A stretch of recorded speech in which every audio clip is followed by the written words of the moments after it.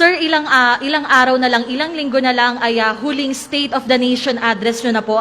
Ano ang dapat abangan ng ating mga kababayan at ano po yung mga maipagmamalaki ng legacy ng Duterte administration? Nothing. All I want the people is to just look around. Ito, ang ganito. Hindi ko ipagyabang. Una-una, hindi ko ito pera. That's not my money.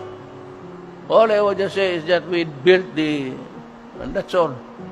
I will not crow about it in public because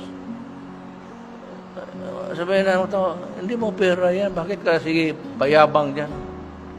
Of course, the industry of those who were really on the ground, sila Tugade, sila Villar, ayan, Beroya, General Beroya,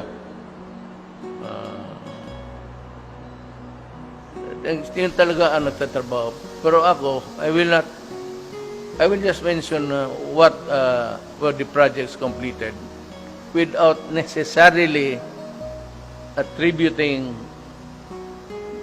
the miracle to me.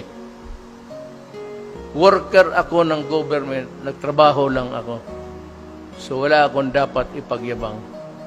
Nandito lang ako to say that it is completed. But after that, I will shut up. It's not my style to banner. Iniisip ko muna, ito ba akin, personal, pwede ko pang ipagyabang. Ako ng akin, okay. Pero kung mga ganito, ito ba'y pera ko? Ako ba'y nagpago dito? Ako ba yung nasa ground? Sila.